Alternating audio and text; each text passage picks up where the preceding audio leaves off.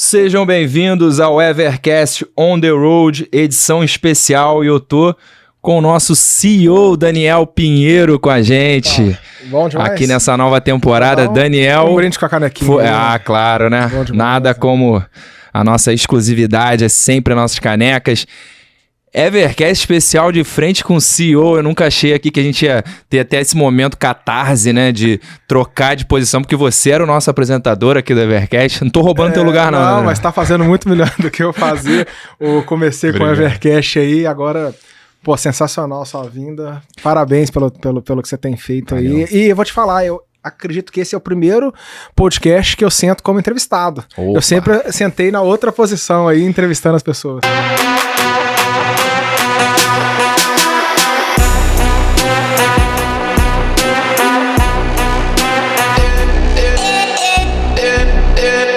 Eu prometo não perdoar, até porque a nossa audiência agora que tá aumentando e com muito mais vontade. Vocês podem comentar tudo aí se a gente tá pegando leve com o Daniel, porque hoje a gente vai contar aqui. Primeiro que a gente conversou com o seu irmão, Fernando Pinheiro, já conversamos com alguma parte da equipe também. E aí hoje a gente vai poder ter essa viagem na história do Daniel, né? Eu acho que não é um arquivo confidencial, bicho, é quase isso. Então a gente vai dar uma roteada ali. Espero que a gente não chegue em nenhum momento aqui, né? Muito deep aqui, né? Pra galera, pra audiência. Não pode nem editar não, hein, produção? Tem que ir tudo. Não, vamos direto. Ó, e aqui também, ó, a gente curtindo aqui um clima bem mesa de bar. Daniel, primeiro... lembrar pra todo mundo, né, que o Daniel não mora no Rio, né? O Daniel mora em Barcelona e ele tá aqui com a gente, participou da Ever Experience. Eu quero até começar falando de uma Ever Experience, que eu acho que tá todo mundo que tá acompanhando a gente nas redes ficou impressionado que a gente arrecadou em 3 dias R$100 mil pro Instituto Daniel Alves, e ele até agradeceu a gente nas redes sociais, agradeceu o Daniel e dizer: Daniel Alves, você é o próximo entrevistado aqui do Evercast On The Road. Não tem como fugir, a gente tá atrás de você igual ponta direita travando ele ali, ponta esquerda, no caso. E aí a gente quer te perguntar, Daniel, como é que foi essa chegada aqui? A gente já se viu ali, né, no Ever Experience em Trancoso. Como é que foi essa volta do Brasil? Legal. O Dani é um parceiraço, né? A equipe dele sensacional, ajudou a gente demais ali no processo de fazer essa ação social, e sim, isso é um projeto que a gente gosta muito. Eu moro em Barcelona, né? Então, eu venho no Brasil de tempos em tempos, costumo vir 3 vezes ao ano, pelo menos, ao Brasil. Todos os negócios estão aqui. E estou há uns 45 dias aqui no Brasil. É a agenda de cantor sertanejo. A cada 2 dias eu tô em outra cidade. Dia tal em tal cidade, dia tal em tal cidade, dia tal em tal cidade.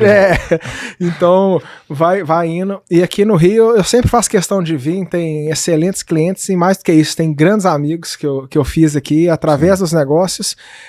Então, é sempre bom dar uma passada no Rio. E fico muito orgulhoso do meu podcast estar sendo gravado aqui no Rio, apesar de a gente ter o estúdio lá em São Paulo, mas, pô, sensacional conhecer aqui e estar com a galera aqui do Rio. Pra mim é sempre bom. E assim, já que você voltou a falar do Rio, a gente gravou o nosso primeiro Evercast On The Road com o Lucas Fink, né? Que é uma das novidades desse ano da Ever, que a gente pode dizer que é bicampeão mundial, e a gente com a Evermart ali, né, presente com ele.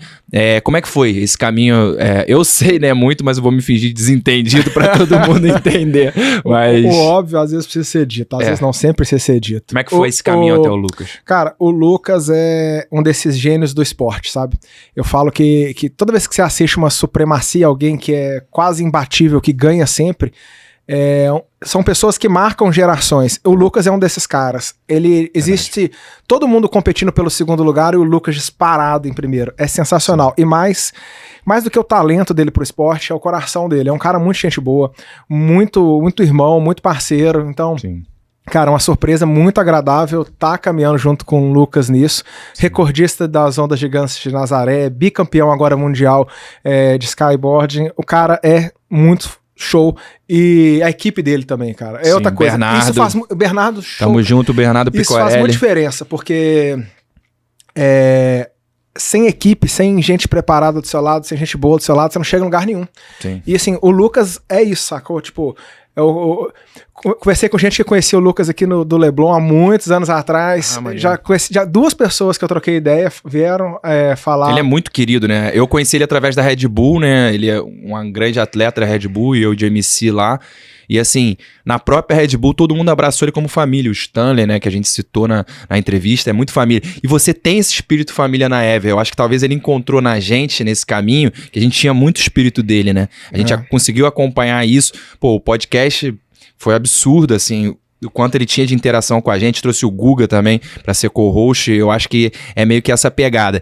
E a gente tá expandindo, como já tá tudo anunciado, a gente já vai podendo contar. Pode ficar tranquila, Nath, que a gente não vai contar tudo hoje. Eu sou o rei do spoiler. Se você me seguir no Instagram, você vai ver que Daniel toda hora Pinheiro, eu dou spoiler da... DanielPinheiro.me, gente, vocês vão ter mais ou menos as informações em primeira mão lá. Às vezes antes de pessoas da equipe. Às vezes se você quiser contratar o Close Friends também, o Daniel deve ter uns spoilers, mas assim, agora a gente tá com um time de esportes, né? A Ever Sports foi criada, né? O Lucas também nessas ativações, teremos mais um atleta a anunciar agora, nos próximos dias. Tem a Porsche também. A Porsche, eu queria falar um pouco sobre isso. A Ever agora começou a ganhar os olhares de gente que nunca tinha olhado nem pro mercado, pro nosso mercado de plataformas digitais, né? Eu entendo que educação, esporte e ações sociais são capazes de transformar a vida das pessoas. Então, nós já estávamos posicionados no mercado educacional, começamos a fazer as ações sociais agora linkados muito com o esporte. Eu fui atleta há muitos anos. Então, judô, né? Judô, jiu-jitsu e greco-romano.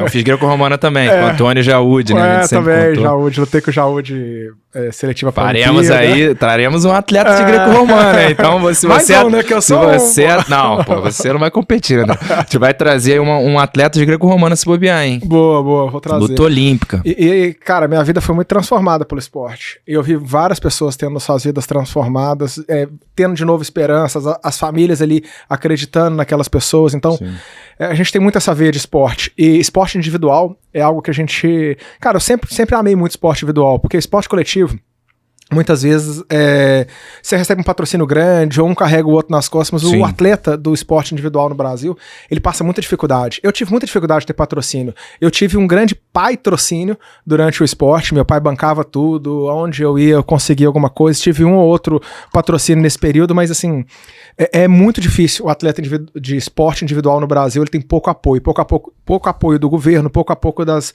instituições de educação. É muito futebol centrista, Exato. Né? E muito, além disso, muito privilegia o sexo masculino ainda. Sim. Além de olhar para o esporte coletivo, olha para o esporte coletivo masculino. Então a gente tem buscado isso. O nosso time de esportes tem mulheres participando, a gente está vindo agora com outro time feminino. Então algo que esses esportes que não tem tanta visibilidade na mídia, a gente está tentando trazer eles, dando mais visibilidade para eles, fazendo com que haja um mix de interação entre os esportes, porque uma coisa é o Lucas Fink jogar a mídia pro esportes, o esportes jogar pro outro que tá chegando, a Porsche jogar para cá. Então, assim, essa interação através do nosso ecossistema é muito bacana. E assim, eu acho que até a questão do slogan tá Ever, né? Foi uma das também umas criações da equipe de marketing, né? Que é uma das coisas que você falou, que eu acho que é muito importante, que vem do esporte. Tem muita gente também que fez esportes ali, né? Eu vejo que o cara ser um jogador de equipe também é muito importante, claro, né? Eu conheço muita gente que que sabe ser um bom jogador, mas não sabe ser um bom jogador de equipe, né? Isso foi até a transformação que o Michael Jordan teve para poder ser campeão mundial. Para ser campeão na NBA, né? Porque ele foi o MVP da temporada dele e o Phil Jackson, com um livro até 11 Anéis, ele conta isso, ele transformou o Michael Jordan no jogador de equipe para ele ser campeão. Então, acho que também tem muito isso. E é nisso também que eu te pergunto, quando você montou a equipe da Ever, né? Eu vou também trazer um pouquinho pré-Ever ali, que eu já até conversei muito com o Fernando, mas assim, quando você montou a equipe da Ever, qual era o perfil que você queria ter do teu lado? Porque a gente pode escolher vários tipos de perfis profissionais, né? Quem era a equipe que você queria ter do seu lado e quem você buscou? Eu acho que é um pouco da reprodução daquilo que a gente né? Quando começou a Ever, eu fazia tudo. Eu era comercial, eu era RH, eu era financeiro, eu era jurídico, eu era programador, eu programei, tem várias linhas de código no sistema que são minhas, e a cada linha que some minha lá, eu fico mais feliz que senão estão me substituindo e me substituindo melhor do que eu era. Mas eu fazia tudo. O Fernando também fazia, outras pessoas da equipe, Simone, enfim, várias pessoas ajudaram ali no começo. E eu percebi que, cara, talvez eu não achasse alguém que fizesse tudo o que eu fazia ao mesmo tempo. Mas em todas essas áreas eu conseguiria alguém que fazia aquilo que eu fazia naquela área melhor do que eu. E isso mudou muito, porque pensando em termos numéricos, eu era um cara que fazia 10. Só que se eu trouxesse 10 caras que faziam 10 também em uma coisa só, eu tinha uma equipe de 100 e não uma equipe de 10. Sim. Então eu comecei a delegar mais, eu comecei a transferir responsabilidade e eu dou muita liberdade pro pessoal fazer da forma com que eles gostam de fazer. Então basicamente eu acompanho para ver se as coisas estão indo na visão que a gente tem, no rumo que a gente quer ir, mas eu deixo a pessoa tomar as decisões e gerir a equipe, montar a equipe, trazer pessoas conforme ela gostaria. Então nossa equipe é muito, muito agitada, todo mundo a gente brinca, né? Esse aqui é longo prazo, são 4 meses pelo menos, então assim, tudo é muito agitado, tudo é muito rápido, tudo é muito corrido, com qualidade, não é aquela correria exacerbada que traz prejuízo, mas é aquela correria saudável. Que acelerar no trilho, né? Exatamente, acelerar no trilho. Então, a equipe toda é assim, hoje, nossa, eu sou apaixonado pela minha equipe, tipo, eu não preciso fazer quase nada, assim, a gente teve um projeto recente, que foi o projeto de redundância, né, de avaliação de riscos, onde estava mais vulnerável o negócio. E eu falei, pessoal, a gente precisa de todo mundo aqui ser mais substitutível, todo mundo precisa de ter os seus backups. E a primeira pessoa, o primeiro voluntário para entrar dentro desse projeto e a gente entender as vulnerabilidades do negócio sou eu. Então, vamos arrumar um jeito de me substituir integralmente. Isso aumenta até o valuation da empresa. Sim, né? É um negócio desacoplado de pessoas, é um negócio feito por pessoas, mas desacoplado de pessoas. Sim. Existem as cadeiras, as posições e as funções de cada um, só que não existe uma pessoa ali que não possa ser substituída. E quando eu desenhei isso com a equipe, eu pensei, talvez isso aqui pode ser um problema, porque quem estiver ouvindo isso do outro lado pode pensar, poxa, vamos substituir, vou perder meu emprego, não vou ser mais valorizado dentro do negócio. E foi muito pelo contrário. Você valorizou o legado, né? Exato. Eu comecei por mim. Falei, então vamos fazer o seguinte, me substitui primeiro. Eu sou o primeiro a não ser mais necessário dentro desse negócio. E aí começou o processo disso. E aí todo mundo começou a querer sentar na cadeira do substituído, né? Então a gente faz umas rodadas e vê, olha, o que você está fazendo que ninguém mais faz, o que só você sabe, o que não está documentado. E a gente começa a colocar isso em processos, começa a deixar isso documentado para que todo mundo consiga chegar na empresa e poder assumir aquela cadeira. E quando alguém assume essa cadeira, se você é bom na sua cadeira, isso é muito bom pra você, porque você sobe pra uma cadeira maior. Exato. Em vez de sair, em vez de ter uma promoção externa, você passa a ter uma promoção interna, você vai pra um outro lugar. Então, uma recriação do que é feito. E eu acho que, assim, você usar todas as mentes que você tem a favor de cada função, é você gerenciar o máximo de mentes e execuções, né? Porque, no final de contas, tudo entrega, né? Eu até tive uma conversa, né, com o nosso CEO da LinePay, né? Também não sei se eu posso falar muito. Aqui a gente tem que tomar muito cuidado. O Fernando. E, assim, ele tava falando sobre processos, entregas, né? Em organização. O Breno também é um fera nisso.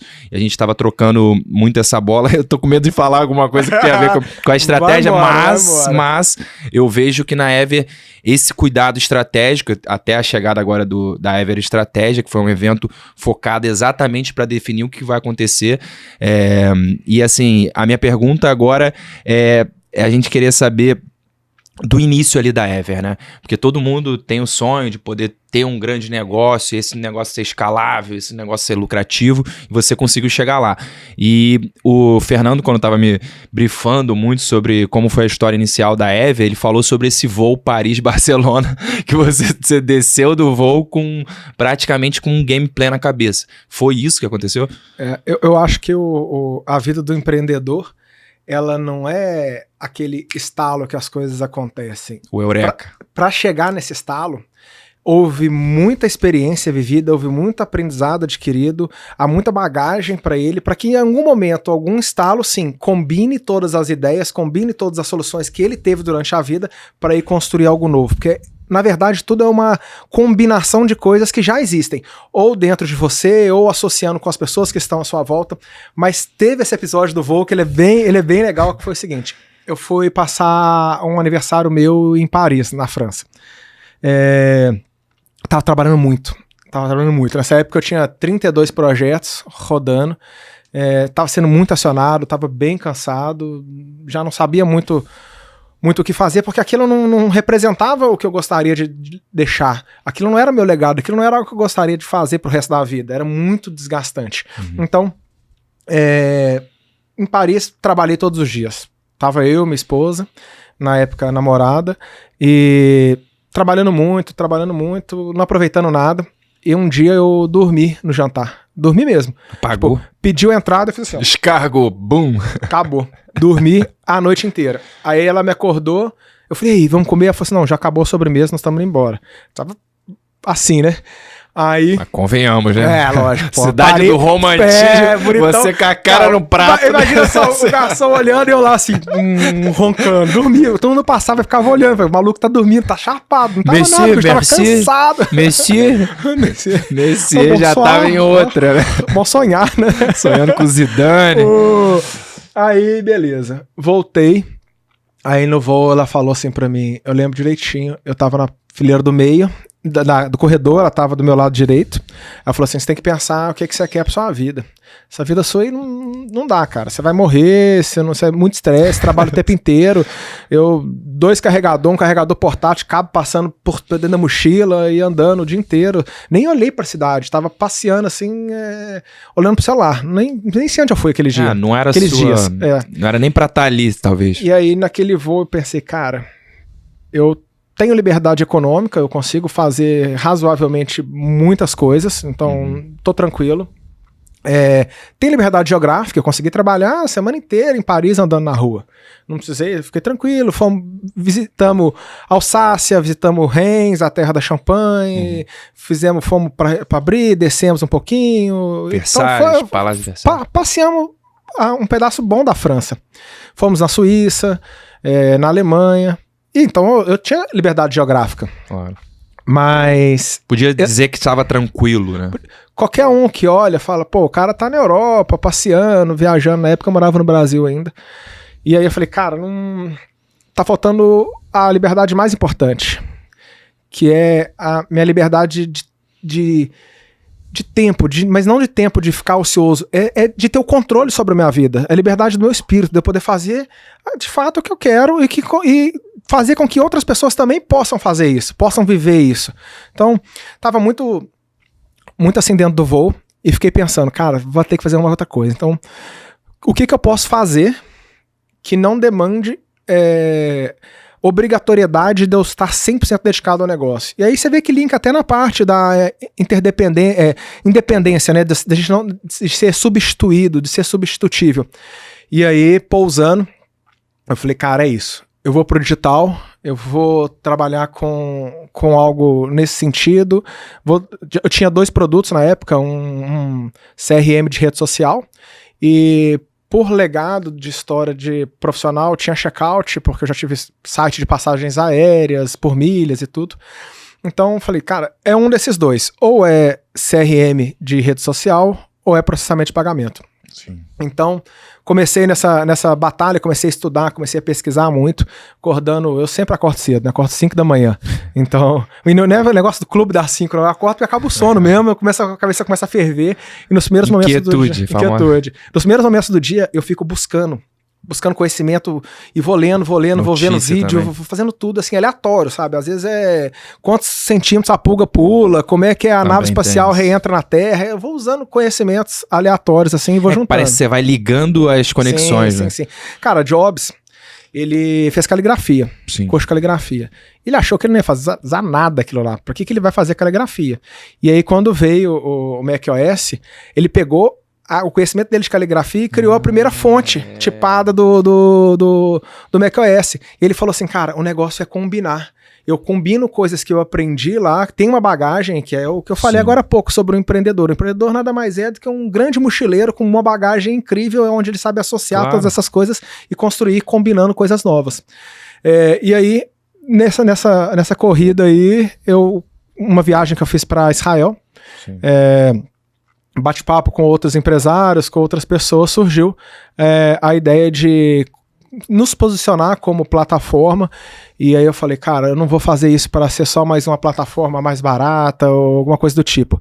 Vou construir algo que de fato possa gerar uma comunidade de pessoas com suas vidas transformadas, porque eu sei que, poxa, quantas pessoas vivem nessa mesma situação, trabalha e não consegue aproveitar a vida, não consegue fazer nada. Eu até aproveitava, viajando, indo a bons restaurantes. Mas não tinha um propósito. Não tinha, tava faltando alguma coisa na minha vida. Sim. Eu falei, cara, eu vou construir algo que consiga fazer com que as pessoas também tenham isso, que elas consigam se sentir livres, libertas, impactar sem mesmo. Depender, sem aquelas amarras assim do tipo, ser obrigado a isso, ser obrigado àquilo.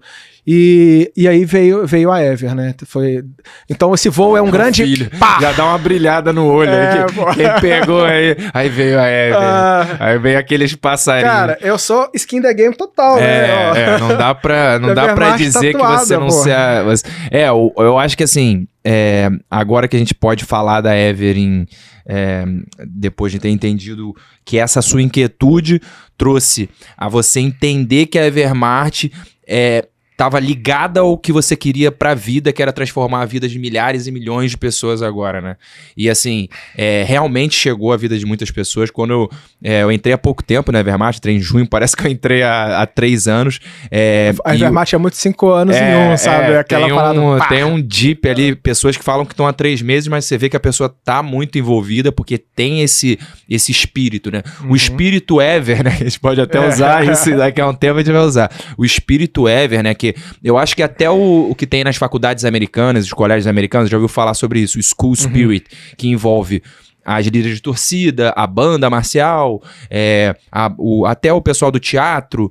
Tudo isso faz parte do que eles chamam de School Spirit. E você fez você transmitiu essa cultura para dentro da empresa. Eu vejo pelo Fernando, pelo Avelar, pessoas que são, pela Nath, pessoas que são de várias áreas diferentes, permanecer e sentir a mesma cultura. E quando a gente estava em Trancoso, a gente testemunhou isso, comungou ali muito. E eu acho que você falou uma frase... Eu não sei nem se pode puxar isso, mas o Everton Rosa a gente tava conversando, né, sobre o Everton e tal. Aí eu falei, eu gostei muito do Everton, ele me falou muitas coisas, eu trouxe muito, e você falou, a Ever é quase uma igreja, no sentido de a cultura é tão forte, o culto ao propósito da Ever é tão forte que se tornou sólido, né? Como foi você já tinha imaginado essa cultura pra Ever? A transformação, ela começa de dentro para fora, e em todos os aspectos. Então eu comecei a ser impactado com essa ideia de liberdade, e aí trouxe uma equipe e dei liberdade para eles. Sim. Eles podem criar, eles podem fazer, eles podem trazer, eles podem complementar tudo conforme as habilidades que eles adquiriram durante a vida deles, conforme a forma com que eles pensam. E isso impacta a vida deles. Uma vez que isso impacta a vida deles, eles conseguem, de novo, de dentro para fora, jogar isso para os nossos clientes e gerar transformação na vida deles. Às vezes parece muito filosófico, mas é muito prático. Dificilmente eu chego numa reunião e falo, olha, tem que ser assim, tem que ser assim, tem que ser assado. Você propõe, eu falo assim, olha, a ideia é que a gente chegue aqui. Como que vocês vão conduzir as coisas para que a gente chegue aqui? Então, esse conceito de transformação, de liberdade, que é muito importante, ele é muito vivo assim dentro da empresa. Sim. E assim, o futuro da Evermart, para você... Ele já existe uma projeção do que você imagina. Alguns dos movimentos que a gente vai fazer, né? Muita coisa não pode ser contada, mas assim, filosoficamente falando, hoje você vê a Ever muito mais que uma plataforma, né? Eu acho que até o nome vai sofrer. Isso eu acho que a gente pode abrir um pouco, né? Só vai lançar daqui a pouco também o podcast, mas assim, o nome já vai passar por uma mudança considerável sem perder a essência, né? Sim. Cara, pessoas, visão e cultura. Se você mantém isso vivo, sim, processo, produto, o que quer que tudo seja, pode que mudar. Vai ficar vivo.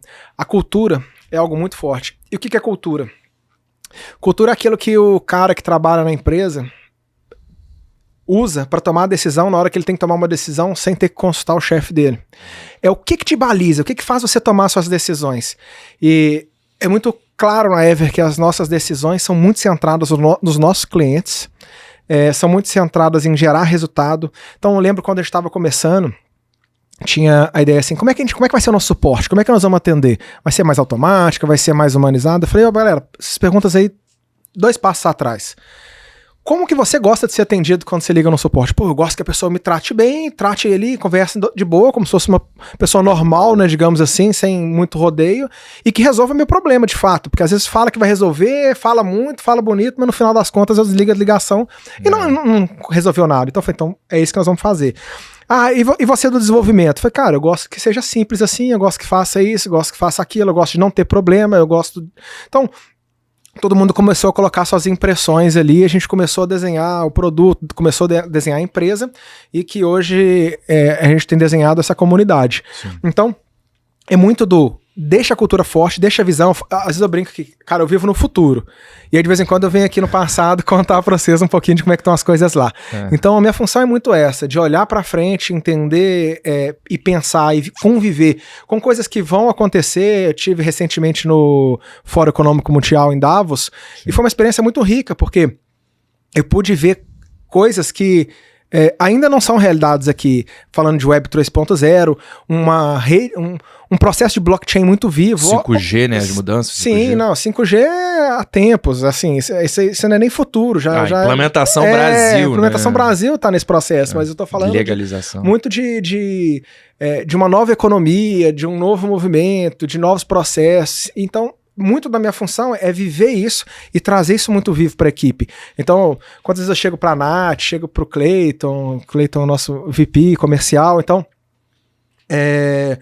falo, olha, a gente vai fazer isso, e eles quando? Calma, não é agora. Aí no dia seguinte eu falo, galera, tá feito, vai acontecer e tal. Então o time tem que ser muito assim, porque o mercado é muito dinâmico, as coisas acontecem cada vez mais dinâmico.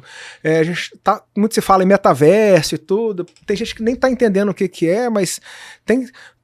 Esses dias eu fiz reunião no metaverso. Então, assim, são cenários que às vezes você olha e fala, cara, loucura, não dá.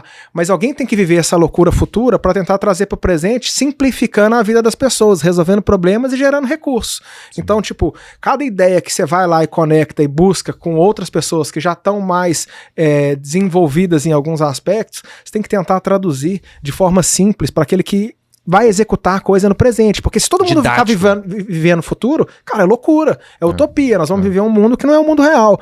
Agora, se alguém consegue trazer isso pro presente, para pessoas que são organizadas, que são produtivas, que conseguem comunicar para as pessoas que vão executar isso, você forma uma esteira sensacional de pessoas vivendo no estratégico, pessoas vivendo no tático, pessoas no operacional, entregando o resultado pro cliente na ponta. E assim, o que tem acontecido, eu entrei em junho, né, é que a empresa teve que crescer muito, né?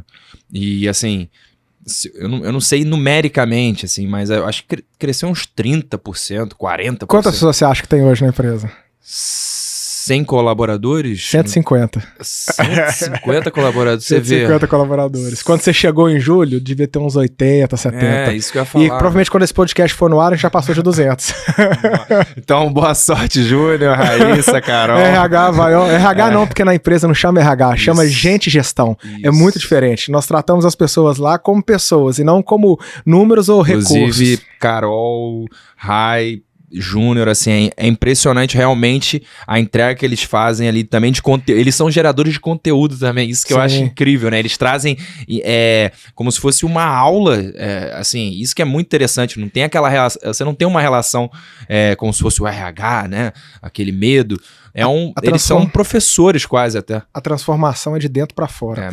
Não tem como a gente impactar o mercado se os nossos colaboradores não estiverem impactados. Sim. Então, o engajamento interno, o endomarketing, ele é inicialmente mais importante do que o exomarketing, o marketing para o externo. Sim. Então, na hora que a gente impacta as pessoas que estão ali dentro, na hora que elas têm paixão, na hora que tem 4 pessoas dentro da empresa com a tatuagem, com o símbolo da empresa na pele, você fala, aqui, olha, a gente consegue impactar outra pessoa, porque essas vidas já foram impactadas. Na hora que a pessoa fala, a melhor coisa que aconteceu na minha vida foi começar a trabalhar nessa empresa, aí a gente começa a falar assim, agora a gente consegue impactar a outra vida para que ela transforme, e os nossos clientes são transformadores de vidas também. Então é uma cadeia de transformação que liberta economicamente, liberta saúde, liberta criativamente, emocional. Então, assim, é uma cadeia de libertação e transformação de pessoas. Eu posso falar com a minha experiência mesmo, eu não tô fazendo média, todo mundo que vê, que já pode ver até os resultados com o Lucas. Quem ia acreditar ali numa empresa digital, em acreditar num skimboarder, eu trouxe uma coisa assim, fora ali do que poderia ser aceito com tranquilidade, né? A própria Red Bull, né, deve ter ali, sabendo que ele era de um esporte menor do que é o surf, pensado 2 vezes e você falou, porra, tem a cara da Ever, tem a força do que pode ser a nossa persona, né, que é o jovem, a gente tá dialogando muito, e é isso que eu ia te perguntar também.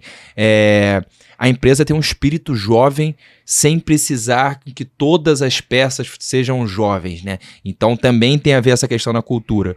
Hoje as entregas da empresa para o digital, você pensa nela exatamente com esse corpo jovem, com essa pegada para atingir, né, esse primeiro caminho, porque são eles que, né, que fizeram essa revolução. Você participou e viu em 2020 essa galera tirar dinheiro das principais bancas e agências que dominavam esse mercado do marketing, né? E o marketing digital veio com uma nova revolução. Você acha que foi uma revolução jovem, que você esteve ali, são CEOs abaixo de 40 que trouxeram ali o digital pro mainstream, né?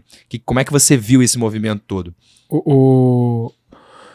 Primeiro, obrigado por me chamar de velho, né? Não. Eu também tenho CEOs abaixo de 40 aí, eu já tô quase passando a barreira dos 40. Então, espero que esse podcast aí, editor, vá pro ar antes dos meus 40.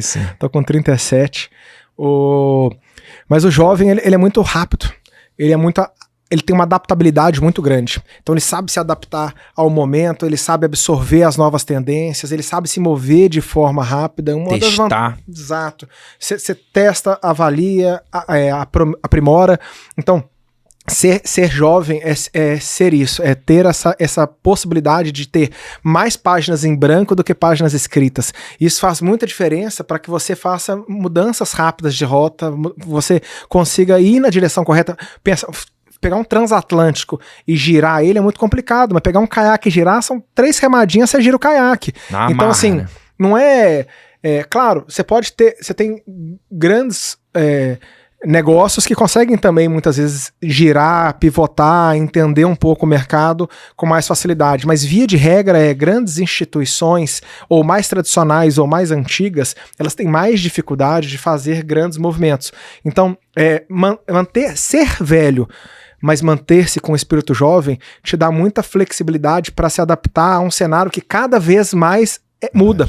Então, hoje se fala de um tipo de economia, hoje se fala de um tipo de convivência, se gasta um tempo para poder se comunicar. Anteriormente era escrito. As mídias mudaram. Sim, antigamente era tinha que anunciar texto, jornal, pô. Depois passou para foto e agora o cara quer ver só vídeo. Então nós estamos falando isso aí de um aplicativo recente que já mudou muito. São muitas adaptações que você precisa de fazer. Hoje o camarada viu um anúncio lá, se daqui a 5 segundos você pode pular, ele fica clicando desesperadamente, porque são 5 segundos, demora uma eternidade para ele. Então as coisas são muito rápidas, né? E ser jovem é isso. Todo mundo na empresa conseguiu entender isso, tem entregue isso na outra ponta, e o fato de sermos jovens nos dá muita longevidade. Então, quanto mais nós nos conservarmos com esse espírito jovem, mais chão, mais horizonte, mais caminho a gente tem para poder trilhar também. Sim. E eu fiz uma pergunta até durante a semana passada, você abriu uma caixa de perguntas, eu acho que você até atende ali a caixa das perguntas, né? Você responde mesmo de coração ali, eu acho que a galera pega. E eu perguntei para você qual foi o dia mais especial da sua vida, né? E você soube falar exatamente a hora e o local. Eu queria até que você contasse sobre esse dia, porque eu tenho certeza que isso interferiu em hoje a gente estar aqui e essa situação hoje da Ever, assim. Sim. Como é que foi esse dia? Minha vida sempre foi muito intensa, né? Às vezes eu brinco, eu tenho 180 anos, que são 5 anos em um, né? Então meus 37 se refletem em 180. E a minha adolescência foi de certa forma, apesar de trabalhador, eu comecei a trabalhar muito novo, né? Até pizzaiolo aí, segundo o Fernando. Foi ajudante pizzaiolo, mas aí já era no final, eu tava com 18 anos, foi um mês antes de eu casar. Casei a primeira vez com 18 anos de idade. Sabia fazer uma pizza já garantia. Já, pô, a barriga tendo farinha e água, fome eu não passo, entendeu? Mas eu comecei muito cedo a minha história, assim, né? De trabalhar, de empreender, de tudo. Mas a minha adolescência ela foi marcada por tanto uma rebeldia quanto por um momento de responsabilidade. Era aquele misto, assim, na mesma pessoa. Então, eu tive várias experiências durante a minha adolescência e com os meus 18 anos, 19 anos, para ser preciso, né? 19 de abril de 2005, 9h30 da noite. Eu tive uma experiência muito marcante na minha vida na Igreja Batista da Lagoinha, onde... de novo, era aquele momento de eu não quero mais ser como eu sou e preciso de buscar algo novo, e existe algo maior do que aquilo que eu tô vivendo hoje. O mesmo espírito que fez a empresa surgir. Eu fui num culto lá na Igreja Batista da Lagoinha, quem tava ministrando no dia era o André Valadão. O André Valadão é um cara novo, cantor e tal, e ele tava super feliz lá falando, de terno, tal, bonitão, com uma oratória perfeita. Eu falei, cara, quer saber de uma coisa? Eu quero ser isso aí. Eu quero ser ele. O que tem nele eu preciso em mim, sacou? E aí comecei a frequentar e fui me desenvolvendo lá como pessoa, como já casado como homem, como profissional. Foi aí que eu comecei a trabalhar também com tecnologia. Antes eu tinha só alguns contatos, mas de forma profissional. Sim. Então foi um dia muito marcante que eu decidi que coisas que tiravam a minha liberdade, coisas que me impediam de ser feliz, ou coisas que muitas vezes... Amarras, né? O maior ensinamento que eu tive, e é o que eu acho que mudou de fato minha vida, foi entender de onde eu vim, quem eu sou e para onde eu vou. Na hora que eu entendi e absorvi a minha identidade, o meu destino, isso mudou completamente minha vida. Hoje, podem falar o que for de mim, não faz diferença. Podem falar que eu não vou conseguir, eu sei o que eu vou conseguir, o que eu não consigo fazer e preciso de outras pessoas para me ajudar a fazer. Podem falar que eu não fui isso, que eu não fui aquilo, eu sei. Eu tenho conhecimento de quem eu sou e para onde eu posso ir, aonde o meu potencial pode me levar e aonde eu, associado com pessoas boas, com pessoas capacitadas, com pessoas engajadas, eu consigo chegar também. Então acho que isso foi, daquele período da minha vida, foi talvez o maior ensinamento que eu tive. E assim, e mentorias, assim, você teve pessoas que sempre te guiaram, trouxeram ali para você uma palavra. Quais foram as pessoas que você destaca que te trouxeram elementos que hoje trazem o que são os seus pilares, né? Porque você fala, quando você trata fé, caráter, moral, são coisas que a gente vai se construindo, né? Eu acho que você não pode ter um garoto de 18 anos com caráter formado, com moral formada. E o que você fala sobre religião, né? A gente pode encontrar com mentores, mas assim, eu acho que a religião ela é uma doutrina. E a doutrina é uma organização disso tudo com algo muito maior, né? Com algo que a gente nem pode ver. Eu também sou cristão, né? E trago muito isso para minha vida. E todas as vezes que eu estive fora e afastado da fé, eu me vi perdido, né? Que eu acho que quando a gente encontra um norte de algo que a gente não vê, mas crê naquilo, vive a doutrina, entende aquilo melhor, a gente tá com um caminho, né? E quem foram essas pessoas que, assim, você sempre procurou, tanto profissionalmente, né? Tanto na parte como a parte de tecnologia, quanto nessa parte pessoal? Eu tive muitas pessoas que fizeram diferença na minha vida. Eu nunca fui muito apegado a uma pessoa específica, ou um grupo de amigos específico, ou a algo muito específico, né? Então, de novo, aquela questão do empreendedor, ou da própria pessoa, ter uma bagagem muito grande, e isso determinar um pouco do que ela... como ela vai tomar as decisões. Então... o que ela aprendeu, o que ela absorveu, o que ela acredita, é o que vai fazer com que ela determine aquilo que ela vai fazer na hora que tiver uma dificuldade, na hora que tiver uma situação onde ela tiver que tomar uma decisão, é tudo que ela viveu no passado que vai fazer com que ela tome uma decisão específica. Eu nunca tive uma pessoa específica, mas em cada momento da minha vida sempre teve alguém que foi muito importante para aquilo, para que eu pudesse passar por aquele momento, para que eu pudesse conversar um pouco, e eu acho que multicultura, isso me auxiliou bastante, sabe? Igual, por exemplo, para mim, você disse, uma organização, uma religião, alguma coisa nesse sentido. Para mim é muito mais que isso, sabe? Não é eu estar ali em algum lugar físico ou estar com alguém que vai determinar a forma com que eu penso em relação a quem eu sou, quais são os meus valores, quais são todas as coisas. Porque no final do dia, você é aquilo que você faz quando ninguém te vê. A cultura é isso. A cultura é aquilo que a pessoa faz quando ela não foi orientada. É aquilo que está dentro dela, ela toma decisão, fala assim, vou fazer assim porque assim vai ser melhor, assim os meus valores. E isso às vezes é assim, olha, é um clique. É tudo que está lá dentro que dá embasamento para ela, que faz com que ela tome uma decisão num segundo de pressão. Sim. Muitas vezes, ou num segundo onde ela pode estar tendo uma ambição um pouco maior do que o convencional. O que vai segurar ela de fazer a coisa certa ou de fazer a coisa errada? É tudo aquilo que ela tomou de decisão no momento onde ela não estava sob pressão. A pressão é só a explosão daquilo que está interiorizado dentro dela, que fez com que ela seja quem ela é. Então, eu não tive mentores específicos, assim. Posso lembrar de 300 nomes, seria uma grande injustiça com os outros 1000 que eu não vou lembrar nesse bate-pronto, mas... Mas o que trouxe de mais essencial dos ensinamentos que você teve, assim, o que foi mais determinante para o seu sucesso? Cara, eu acho que responsabilidade é uma coisa que eu tenho muito. Então, quantas vezes tem que entregar uma coisa às 6 da manhã e eu não paro enquanto aquilo não acontecer, porque hoje mais de 1 milhão de alunos utilizam a plataforma. Hoje, quase 100 mil pessoas vendem através da plataforma. Hoje, 150 pessoas trabalham. Cada pessoa que trabalha lá tem 2, 3 pessoas dentro de casa. Cada aluno desse que recebe um curso, que consegue aprender e ter sua vida transformada, são mais 2 pessoas. Então, nós estamos falando de milhões de pessoas sendo impactadas muitas vezes por uma decisão. E no conhecimento que cada pessoa teve ali, a gente alcança mais de milhões. Né? Sim, milhões de pessoas. Então, eu tenho um senso de responsabilidade muito grande. Isso foi passado desde o início da minha vida. Meu pai sempre falava uma frase assim... Responsabilidade é a sua habilidade de responder pelos seus atos. Então, sempre tem a habilidade de responder por tudo aquilo que você vai fazer. Ou seja, independente do que acontecer, você é sempre o cara responsável por aquilo.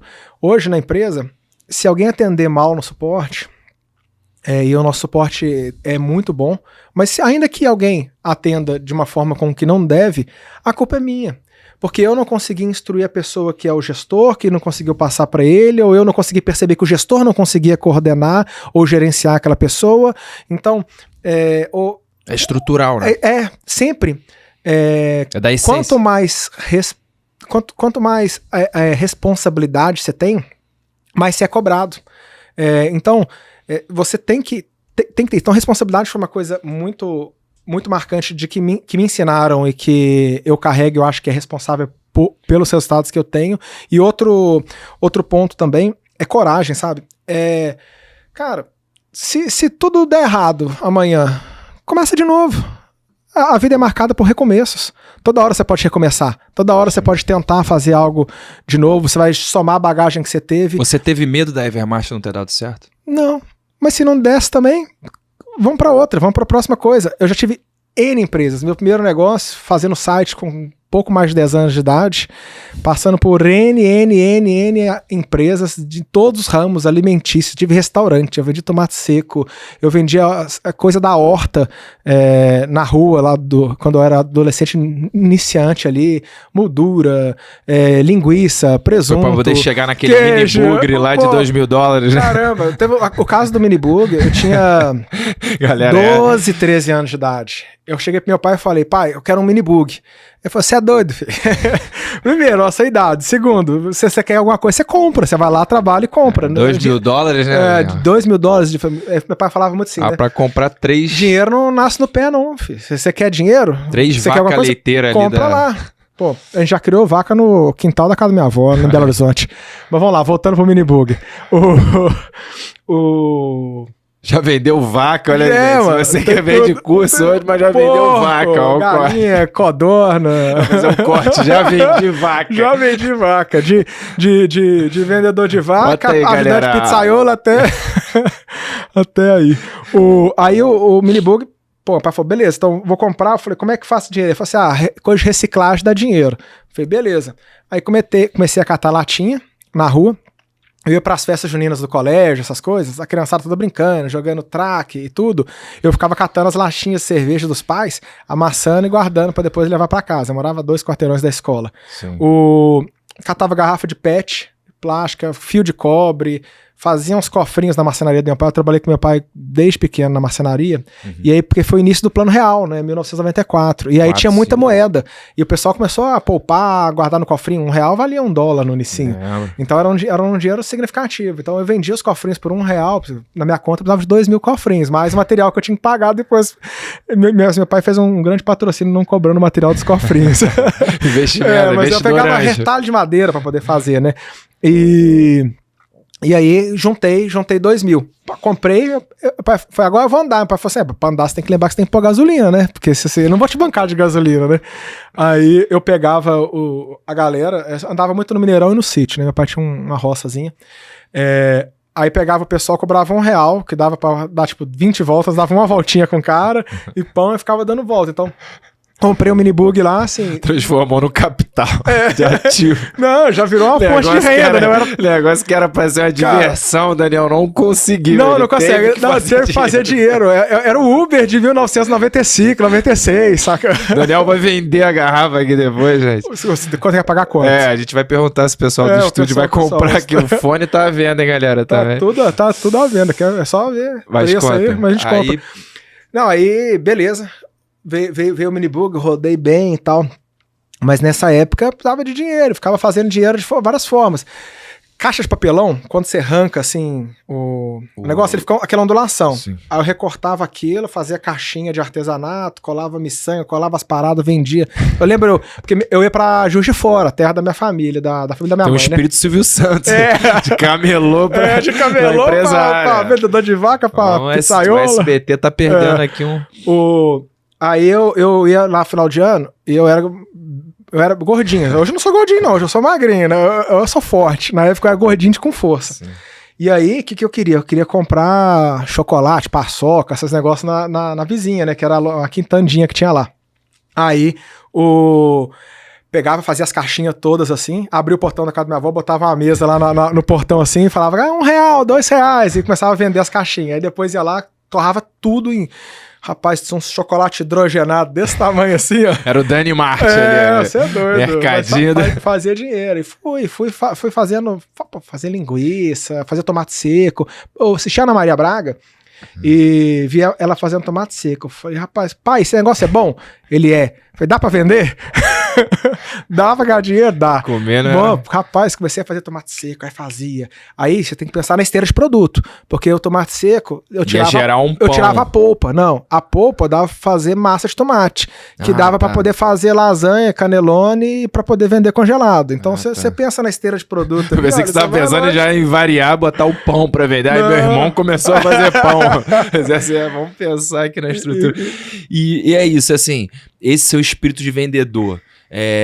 E era uma coisa que você se imaginava depois unificando isso, ou você tinha um outro sonho? Falava assim, porra, que todo mundo pergunta nisso, qual era o teu sonho de criança? Seu sonho de criança não era ser vendedor, né? Não, meu sonho de criança era ser lixeiro. Eu queria andar atrás do caminhão, bicho. Eu achava sensacional, cara. Sensacional. Meu sonho era ser lixeiro, senhor. Cara, eu pulava em cima, eu queria ficar atrás do caminhão. Minha tia tinha um fusquinha. Já fazer o aniversário do Daniel próximo. De lixeiro, né? Pô, sensacional. Ela passava lá em casa, minha avó morava no meio da rua. Não no meio da rua, literalmente. Morava no meio... A casa dela era no meio da rua. E aí minha tia passava lá em casa, parava, e tinha um fusquinha com aqueles... negócio do lado, assim, trilho. Um aerofólio, não? É um pisante, assim, um negócio, ficava do lado, assim. Aí eu subia lá, ia até lá embaixo, assim, da rua, né? Ela tipo uma calha do lado. Eu ficava em pé naquilo, e ia até lá na casa da minha avó, e, cara, me sentia o lixeiro, sacou? Tipo, o lixeiro mais top underground, assim, que ficava de pendurado. Pô, aí descia e tal. Cara, a infância foi muito boa. Bicicleta, rolimã. Foi tudo em BH? Tudo em BH, mas assim... também interior, né? Todo final de ano eu ia pra Juiz de Fora. Sim. E lá, pô, com os primos, pau quebrava, assim. Você foi agora com seu pai no Mineirão, né? Viver ali um clima. Essa sua volta também você aproveitou que você levou sua mãe pro Roberto Carlos, seu pai pro jogo. Cara, eu sempre tentei fazer tudo com ele, sabe? Meus pais me proporcionaram tudo, né? Tudo que eu tenho veio deles, veio dos meus irmãos, então... eu sempre tento viver. A vida, ela é muito curta, sabe? E às vezes você tá com uma pessoa aqui, amanhã não tá mais. Então, cada dia, eu tenho uma frase que não é a mais bonita, assim, pra se pensar, mas eu penso todos os dias, que se hoje for meu último dia, como que eu vou viver ele? E eu vivo cada dia assim. E eu penso isso mesmo, falo, cara, se eu morrer hoje, no final do dia, à noite, o que eu vou fazer hoje? Então, eu sempre vivi muito com os meus pais, assim, com meus irmãos. Eu ganhei, com 18 anos eu ganhei um carro do meu pai. E aí eu tive um acidente, capotei o carro, dei PT no carro. E meus irmãos não ganharam o carro, cara. Eles não tiveram essa oportunidade, né? Foram momentos diferentes na vida dos meus pais, eles não tiveram condição de dar isso. E eles sempre ficaram com aquele negócio assim, pô, você ganhou um carro, a gente não. Até porque você foi o teste, né? Deu o carro, você capotou. Não, capotei, cara. Fernando, não, Fernando. E se você pensar, você vai de ônibus, Fernando. Pô, o que um pai faria? Ia, né, desceu o sarrafo ali, né? Mas meu pai foi e me deu outro carro, cara. Ele me deu um segundo carro. E, pô, meu pai, eles não eram ricos, mas eram uma classe média tradicional. Claro. E aí, não tiveram condições de fazer para meus irmãos. E um dia eu tive. Meu irmão chegou e falou, era aniversário dele, eu falei, qual é o seu sonho? Ele falou que era uma Kombi. Que era uma Kombi que dirige pra tudo quanto é lá. Você conhece, Fernando, né? A cara dele, né? A Kombi deixa uma Sofia. Cafézinho. Aí fui lá, comprei Como é que era o nome da Kombi? Sofia. Pô, isso aí a gente tem que fazer uma miniatura pra ele. Ele saiu de São Paulo. Isso aí a gente vai fazer. Pra quando ele começou a trabalhar comigo, pra Campina Grande, na Paraíba, dirigindo a Kombi. Quebrou umas 6 vezes no caminho, mas ele chegou lá. A minha irmã também. Eu tive a oportunidade de dar um carro pra ela. Durante muitos anos, né, eu acompanhei o Cruzeiro, né, Jogos da Libertadores. Minha mãe é atleticana.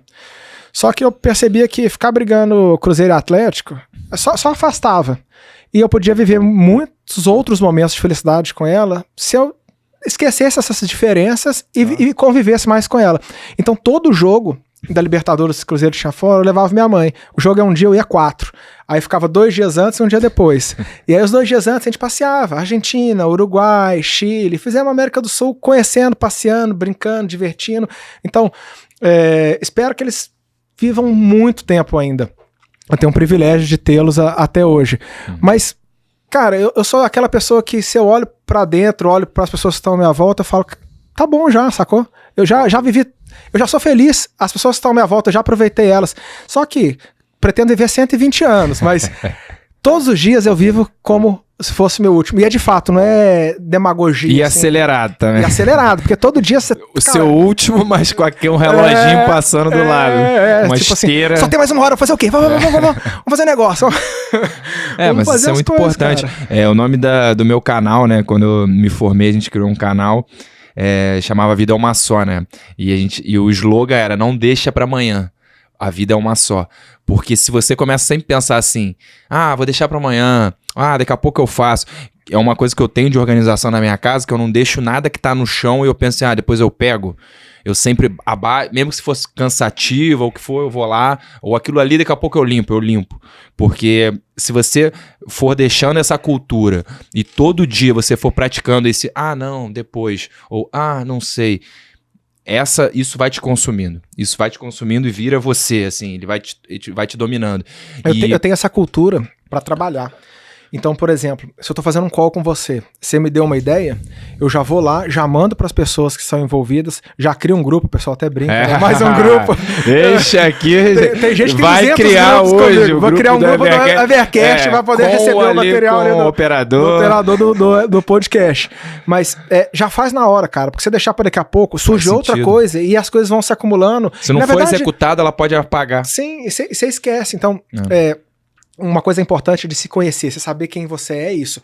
Eu antes achava que eu tinha que fazer tudo. E eu saía fazendo, acumulando, guardando, anotando. E aí eu percebi que, cara, eu sou um cara mais impulsivo, mais explosivo. O cara que dá o start nas coisas, que tem a ideia, que capta e que entrega.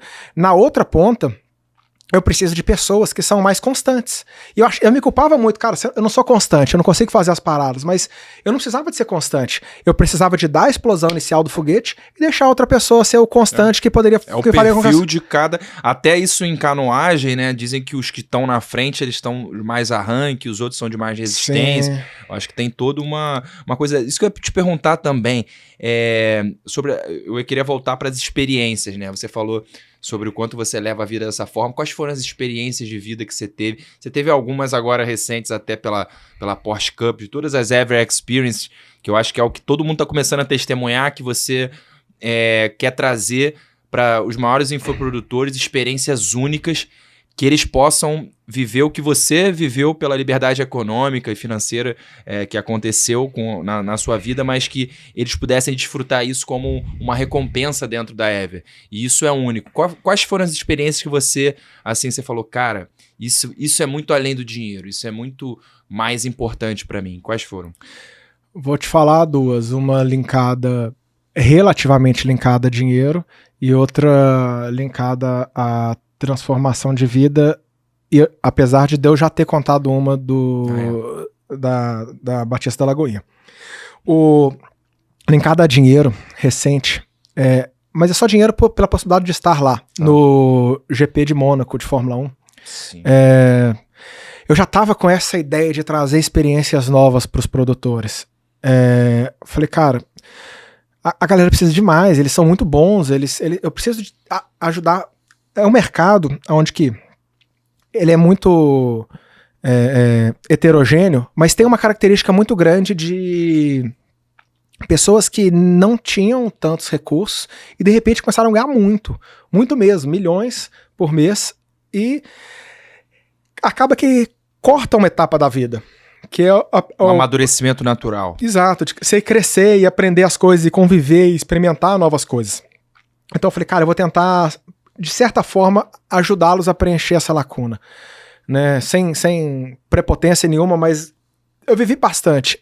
E aí eu queria, que as pessoas também tivessem vivido aquilo, porque sair do zero para milhões é um lapso muito grande. Você perde um pouco de algumas coisas que você poderia ter vivido no caminho, né? Então, eu tava em Mônaco e comecei a assistir a corrida ali na beirada. Eu tava 2 metros do carro, eu tava ouvindo que barulhão gostoso de Fórmula 1 ali. Nossa, você é doido. Arrepia a alma, a sua alma sai e volta. E assim, primeiro Red Bull, segundo Ferrari, terceiro Red Bull. Eu fiquei olhando e falei, caramba, Checo bicho, Pérez. o que esses caras fazem? Eles são uma marca de refrigerante. Como é que os caras estão na corrida, ganhando primeiro lugar? Como é que eles estão saltando da estratosfera? Como é que eles estão trocando de avião? Como é que eles estão fazendo tudo? Só que eles acharam uma conexão com o público deles. E aí eu falei, cara, eu preciso de fazer essa conexão de experiência com a galera.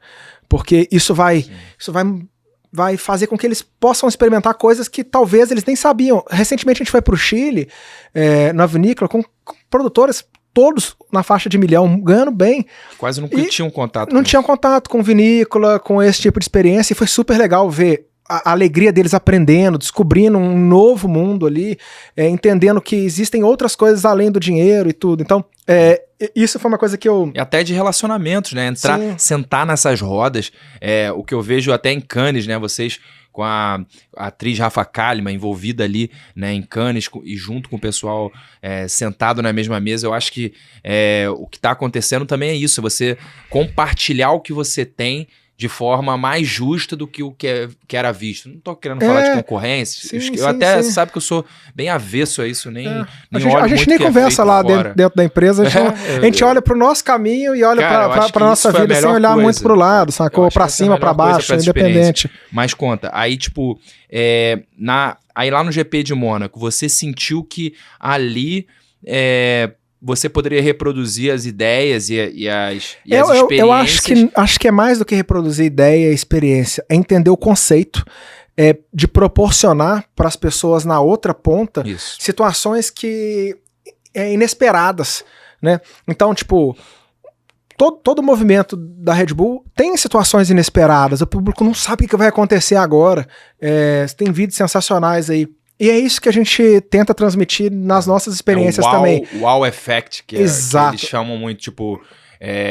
Quando aconteceu agora também da chegada em Trancoso, o pessoal, todo mundo descobrir na hora, que eu acho que isso tem um ponto muito forte da Natália, mandar mais um beijão aí pra ela, de todo mundo descobrir na hora que ia andar de helicóptero. Muitos andaram pela primeira vez e tem resultados grandes ali, né, na plataforma e na vida financeira. Então, o cara testemunhar uma experiência que ele não estava esperando, ele dá esse arrepio, que é o que a gente estava pensando, em marcar a nossa vida em momentos como esse, de nos arrepiar, de virar uma vivência e uma memória firme, né? Nem eu sabia das coisas que aconteceu no evento. A Nath fala, você tem duas opções. Você quer saber de tudo antes, eu te conto. Você quer saber, Daniel? É aquela mineira. Tem a vozinha mineira, né? Daqui a pouco vem uma bomba. Ou você quer viver junto com o pessoal as surpresas. Eu confio no meu time. Isso. Nath, vai. E aí eu só vou depois aproveitando as coisas igual a galera, 5 entendeu? mansões. E aí eu vou no segundo momento que marcou muito minha vida. O meu pai e minha mãe, a gente ali no início da adolescência, né? Aquilo que eu falei, classe média relativamente boa. Minha mãe é médica, meu pai tinha uma marcenaria. Então a gente tinha uma vida geralmente confortável. Dos meus amigos eu não era o que tinha mais dinheiro, mas também estava longe de ser o que tinha menos dinheiro. Então a gente tinha uma vida legal. E aí... Vendia lata também.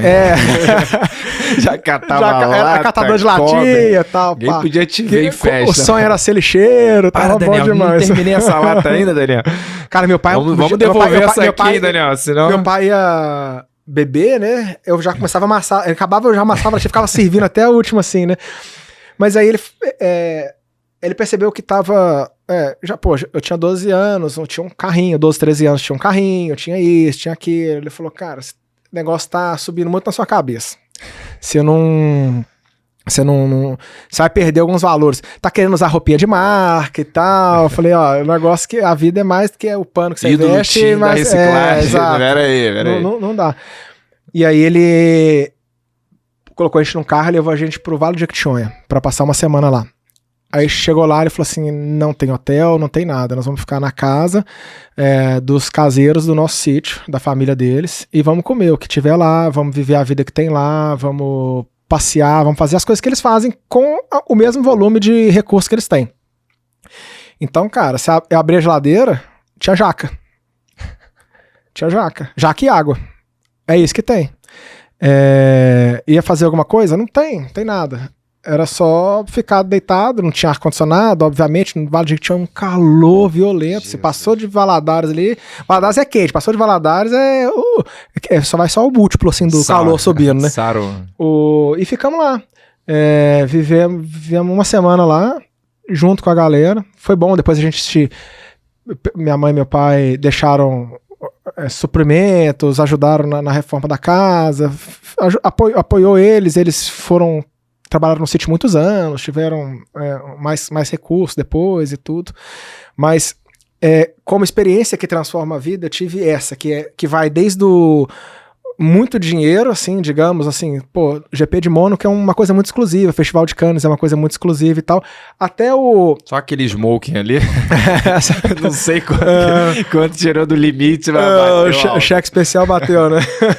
Até uma experiência que transformou minha vida em relação à percepção de importância das pessoas desconectadas aos recursos que elas têm. Então, por que eu dei esses dois exemplos polarizados assim? Justamente pra, ele tem isso, ou ele fez isso porque tem dinheiro. Cara, grandes fatos que transformaram a minha vida, que me possibilitaram hoje ajudar a transformar outras vidas, vieram de situações que estão totalmente desconexas a dinheiro. Vieram de situações de modelagem de caráter, modelagem de valores, de família, que é super importante, de pessoas. Então, essas coisas são... aquela bagagem que eu disse que quando tiver um momento de pressão, você vai olhar para os seus momentos de descompressão e tomar as decisões para que você consiga continuar no mesmo caminho ou no caminho certo. E assim, o engraçado é que quando eu entrei para a Ever, as perguntas que você me fez anteriormente, antes de eu ir para o processo seletivo e tal, primeiro você me pediu para me apresentar e mostrar o meu conhecimento para a equipe, mas uma das... assim, os primeiros questionamentos que você me fez foi o que eu sonhava ter o que eu pensava sobre minha família, sobre o que eu sonhava pessoalmente para mim. Então isso também me fez bater um pouco do que eu gostava pessoalmente, e eu comecei a entender, conhecendo cada um ali da empresa, o quanto cada um ali foi escolhido muito por ter esse mesmo perfil, né? Você posicionou a galera assim. O que o pessoal chama de soft skill, né? Mas assim, é quem você é de fato, é o que determina a sua entrega na outra ponta, entendeu? Valor. Exato. Hoje a gente passa mais tempo junto com a galera ali da empresa do que com as famílias, do que com os pais, com as esposas, maridos.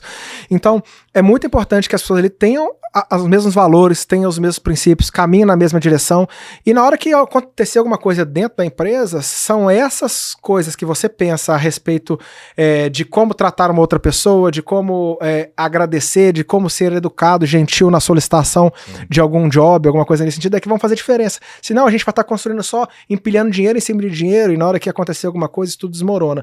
Mas se a gente constrói uma coisa baseada em outros princípios, em outros valores, e baseado nas pessoas, isso não é facilmente destruído.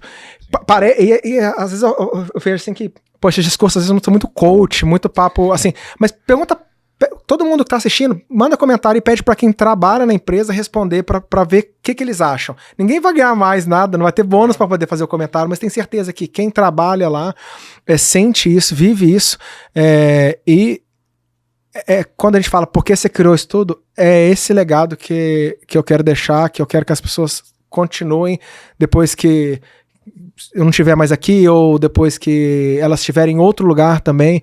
Uma coisa que a gente não faz é prender as pessoas, sabe? Lembra que tudo começou através da liberdade? Não faz sentido eu não ser feliz que você vá para um outro lugar, ser mais bem sucedido ou ter um retorno maior do que o retorno que você tem aqui. Se outro lugar te proporciona algo que aqui não consegue te proporcionar, eu fico muito feliz que você vai e consiga levar um pouco disso que a gente viveu aqui para o outro lugar, entendeu? Sim. E assim, agora eu vou até para um lado...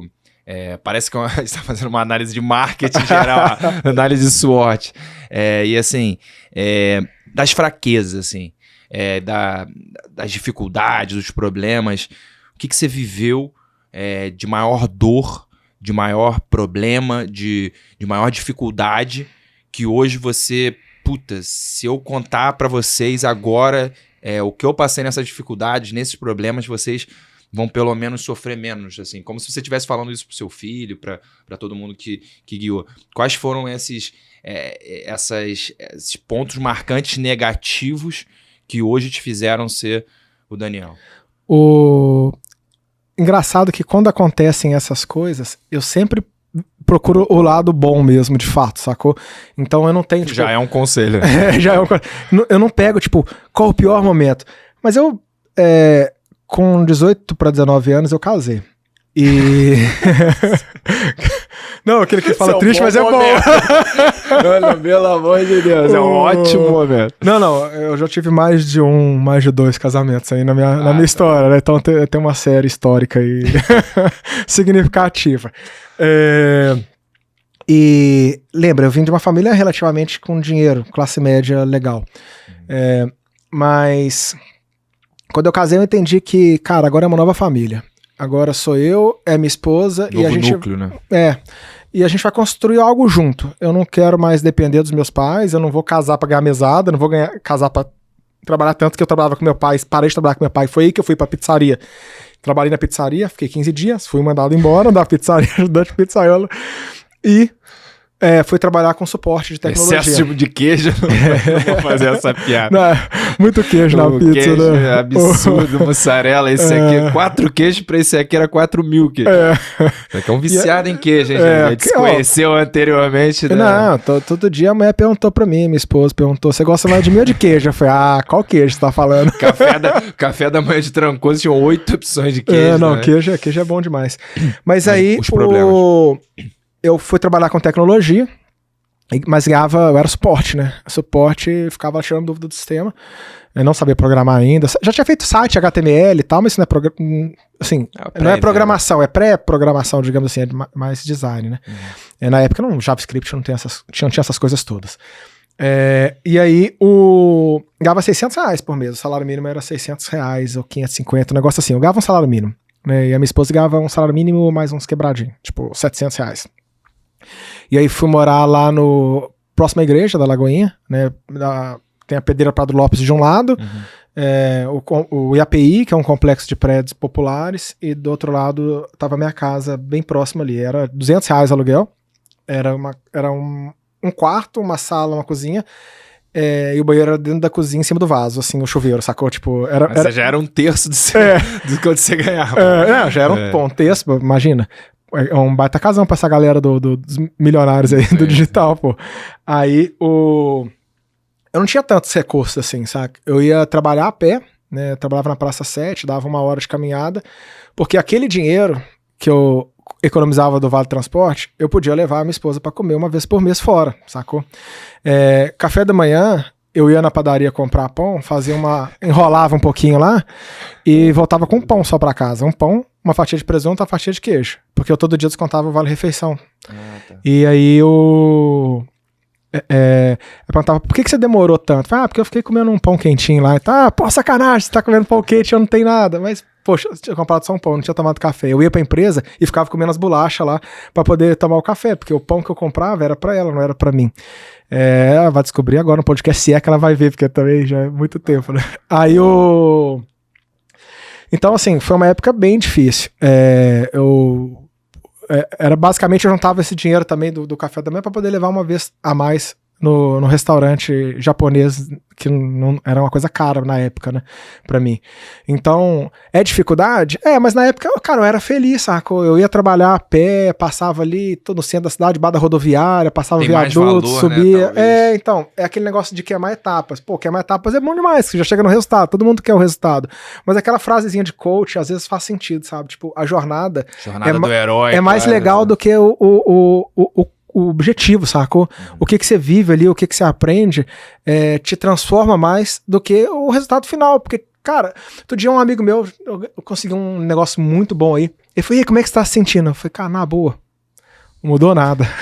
Mudou nada. Tipo, às vezes a conquista não faz resultado nenhum, mas tipo, e como é que conta, como é que foi? Eu falei, eu começo a contar, empolgado, sacou? Não, fiz isso, aconteceu isso, tranco, e tal. Então, o que vai acontecendo durante que é o barato do negócio, sacou? O caminho, tipo, não é a meta. Né? O pódio, cara... Aproveite a jornada. Você foi atleta. Ainda joga de umas peladinhas, mas não é atleta, mas já foi atleta. Pergunta pra quem já foi atleta, quando ele sobe no pódio, o que ele lembra? Ele pensa assim, essa medalha é top, não sei o que, ou ele lembra de todos os treinos que ele fez, Lucas, da mãe, do pai. Lembrou isso agora. O Lucas, ele fez uma coisa que foi o seguinte... No documentário dele, no Skin Nazaré, que é na Red Bull TV, eu acho que todo mundo tem que assistir, ele escreveu num caderninho tudo que ele queria, né? Eu tenho isso também, eu tenho um caderno de pensamentos, foi até um pouquinho antes eu atualizei um pouquinho antes de entrar na Ever, que eu fui fazer, foi até uma coisa sobre o que você me perguntou, por onde eu queria morar se eu conseguisse toda a minha liberdade geográfica. Eu falei em Nova York, aí eu escrevi isso no meu caderninho. E o Lucas teve isso também, que ele falou que foi um coach... antigo que fez com ele, um trabalho que a Red Bull envolvia ele, e ele botou todos os sonhos dele e ele mostrando a jornada de dificuldade que ele teve para poder, né, estar onde está. E ele passou por dificuldades, ele conta até no nosso Evercast, e assim...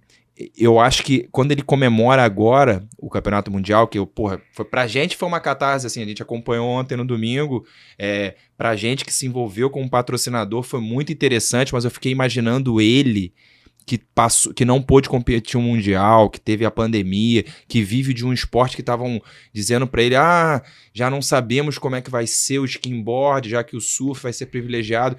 Ele passou todas as dificuldades e hoje ele, assim, não é só isso, e ele sempre foi, ele dedicando muito a Deus. Ele ontem no primeiro lugar lá, no pódio, gritando assim, eu consegui! E tipo... Cara, tava entalado nele. Isso. E ali você acha que ele pensou no aquele cinturão bonitão que eles ganham lá? Cara, eu todo o sofrimento. Toda a história dele. Então, cara, é o que acontece nesse processo todo. E o pessoal olha, e eu acho que a mesma coisa que aconteceu com o Lucas, aconteceu com você, acontece com todo mundo que, assim, que aparentemente parece que teve tudo, ou que foi mais fácil. E às vezes, cara, tudo bem, pode ter tido alguns privilégios, algumas pessoas sempre podem ter tido todos os privilégios, e a gente nem vai entrar nesses assuntos polêmicos de questões raciais, questões sociais, que todo mundo entende e sabe muito bem como que acontece. Só que assim, todo mundo passa por grandes dificuldades, né? Todo mundo passa por obstáculos, sejam eles grandes ou pequenos, para o que aconteceu. E a gente sempre vai valorizar o momento mais difícil, mesmo que pareça ali no finalzinho o fácil, né? A ponta do iceberg, né? A gente não sabe o sofrimento que foi. Eu vi outros atletas, né, que sofreram muito. Eu vivi isso muito no futebol americano, me machucando, voltando a jogar. Mas assim, e é uma das outras coisas que eu queria saber de você, assim. Agora a gente saindo um pouco da dificuldade, pensando na alegria. Hoje, eu vejo, quando você subiu no palco lá em Trancoso, e assim, a gente viu isso muito nas imagens, dava para sentir aquele gosto de celebração ali, né? Que a gente estava celebrando 2 anos de Ever, né? Não só o fato de ter virado ali o Social Forever, que também já é um pouco dessa sua identidade de retornar para a sociedade, fora ainda dos nossos infoprodutores, alunos, para o mundo em si. E eu vi ali, né, que você tava com aquele pingo de emoção de entender assim, cara, chegamos, mas você dá para entender que mesmo nessa alegria você quer chegar muito mais, né? E aonde que tá esse mais? Assim, aonde que você encontra esse mais? Cara, eu sou muito competitivo. Era nisso que eu ia... Mas é uma competição interna, sacou? Eu sempre quero ir mais, eu sou o cara que mais me cobro.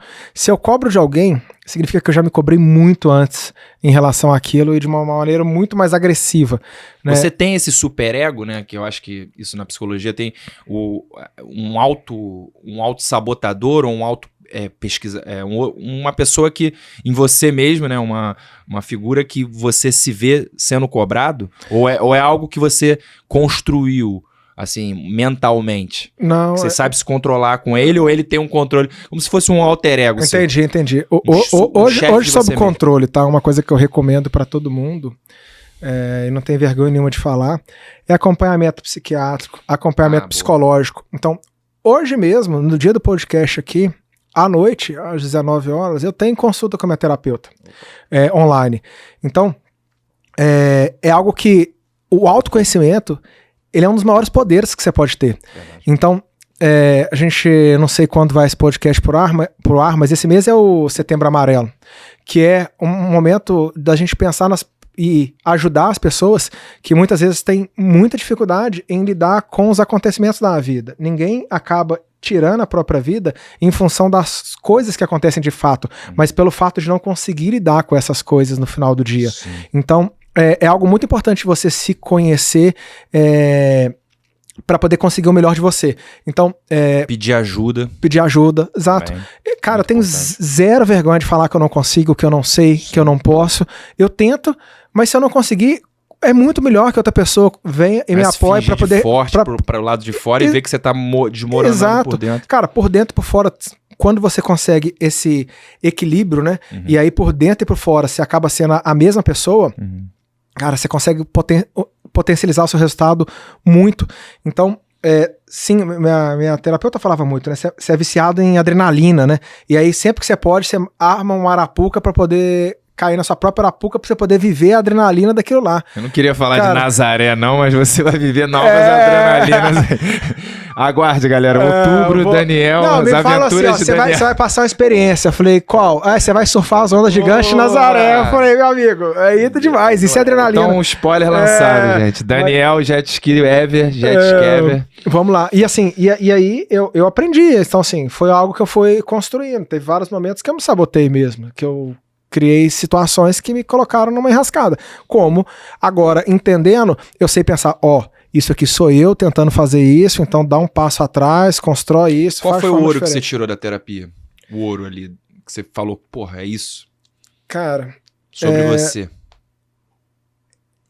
Várias coisas eu falei aqui no podcast, né? Então, por exemplo, eu sei que eu sou um cara impulsivo e que bota gasolina na coisa, mas eu não sou um cara constante. Eu me cobrava muito por ser constante. Porque se diz que você tem que ser constante, a consistência. Cara, eu não sou constante, não vou ser constante, não é meu perfil ser constante. Mudar. E eu tenho 20 pessoas constantes coladas em mim que conseguem fazer aquilo que eu faço com uma explosão. Eu explodo, não é explosão de nervosismo, nada disso, explosão mesmo de ideias, de vontade de fazer as coisas. E aí essas 20 pessoas ficam aqui e pá! Toca o negócio. Eu não consigo fazer tão bem quanto elas. Eu não vou conseguir. Não sou eu. Feito de faísca, combustível. É, um tripé. Onde está colocado. O fogo nasce de três pontos, né? E os negócios também, sacou? Tipo, as coisas acontecem assim também. Então, E um não existe sem o outro. Sim, não adianta. Se você tiver o start, a fagulha lá, sem oxigênio não tem incêndio, sem matéria não tem incêndio. Então, assim, esse coletivo. Então, me conhecer assim fez com que eu não fique triste, não me cobre de maneira errada. Eu me cobro naquilo que eu sei que eu posso fazer e eu não faço, mas eu não me cobro daquilo que eu acho que eu não posso fazer. Eu não sinto culpa por não estar fazendo algo que eu sei que eu não vou fazer, porque não faz parte da minha constituição, da minha personalidade, da forma com que eu trabalho. Uhum. Então, a terapia te ajuda muito nesse sentido. E o maior lance da terapia, e aqui é quase uma terapia. Aqui de frente, né? É você falar, porque quando você fala, você se escuta. Se você se escuta, você reflete, tipo, sobre como você tá comportando. É a melhor maneira de fazer? Não é a melhor maneira de fazer? Será que eu agi certo até agora? Será que eu posso agir diferente daqui pra frente? E é por isso que muitas vezes os conflitos acontecem entre as pessoas, né? Porque eu reproduzo nele, eu vejo nele os defeitos que existem em mim. Então sempre me incomodou. Tem um negócio no Duda ali que me incomoda. O que é? Tal coisa. Tal coisa tem em mim. Muitas vezes eu acabo vendo na outra pessoa aquilo que incomoda em mim, entendeu? Então isso foi uma grande sacada da terapia para muitas vezes saber conduzir melhor as pessoas dentro do negócio, as pessoas dentro de uma relação, as pessoas dentro de uma comunidade. Então é fundamental isso. Eu tive o privilégio do meu pai ser neuropsiquiatra, né? E eu passei minha vida inteira até o fim da vida dele tendo ele como mentor e sempre achando que eu nunca ia precisar ter um terapeuta. E eu passei, logo depois da perda do meu pai, uma depressão muito profunda. E eu só me reergui, né? Inclusive, eu quero agradecer a Cris Racanelli, quando eu tive uma sessão de terapia pela primeira vez, que foi início desse ano, e isso me botou de novo nos trilhos, né? Que é o que a gente voltou a falar aqui, é o trem Ever aí que a gente está criando. Que se você encontrar o trilho, você pode acelerar. Você não pode acelerar sem trilho, você não pode acelerar se você não sabe se você é um trem, você não sabe aonde vai esse trilho chegar, né, que é o propósito. E eu acho assim, eu comecei a me entender para que eu pudesse entender qual era o meu propósito, qual era a minha situação no mundo. Eu tinha muita coisa na minha cabeça. E eu acho que isso passa na vida de todo mundo, e todo mundo que é infoprodutor, principalmente que é muito novo, né, a galera começando a entender, e até os players de tecnologia. Quando a gente não se entende, você não sabe realmente para onde você vai. Eu tinha noção, eu queria ser apresentador da Red Bull Internacional. Beleza, eu fazia aqui o Neymar Juniors 5 Internacional, só que eu não pensava se era o meu propósito de vida, se eu ia conquistar, quais eram os caminhos para conquistar. Eu ia, assim, pela minha cabeça, sem me entender. Depois eu me entendi que eu era muito mais do que isso, né? E que eu tinha processos na minha vida a seguir. E aí você vê a clareza das coisas, né? E a terapia te dá isso. Eu vi minhas fraquezas com mais clareza, né? Porque eu acho que, assim, você escuta um conselho de uma pessoa, a pessoa pode ser muito inteligente, pode te conhecer muito bem, mas ela vai ter sempre uma visão diferente. Ela vai ter uma visão tendenciosa, sua mãe tem uma visão tendenciosa sobre você, o seu irmão nunca vai poder te dar um conselho perfeito. Ele pode dar ótimos conselhos, mas ele não vai conseguir te guiar como um terapeuta. E foi o que me ajudou muito. E agora eu vou para um ponto assim que eu acho que é o que todo mundo meio que espera em podcast, que eu acho que é um bônus muito legal. Para quem está entrando agora na Evermart. O cara montou lá, tem um expert, entrou. Quais são os primeiros conselhos que você daria para ele? O nome do cara é Pedro. Pedro, o que você vai poder ter aqui que você vai com certeza ter ferramentas para construir seu sucesso? O que tem na Ever? O conselho é muito engraçado porque os conselhos se encaixam nos momentos de cada um, sacou? Certo. Então vamos pensar num cara que está começando. Pedro, 20 anos. começando, porque tem ninguém de 20 anos aí que tá voando. Não, mas é o Pedro, o Pedro que tá começando, Pedrinho. Acorda, Pedrinho. Acorda, Pedrinho. O lance cara, entenda seu cliente, colete o máximo de informações que você puder para você conseguir mapear os seus próximos passos. Muitas vezes o produto que você imaginou, idealizou, não é o produto que seu cliente deseja consumir na ponta.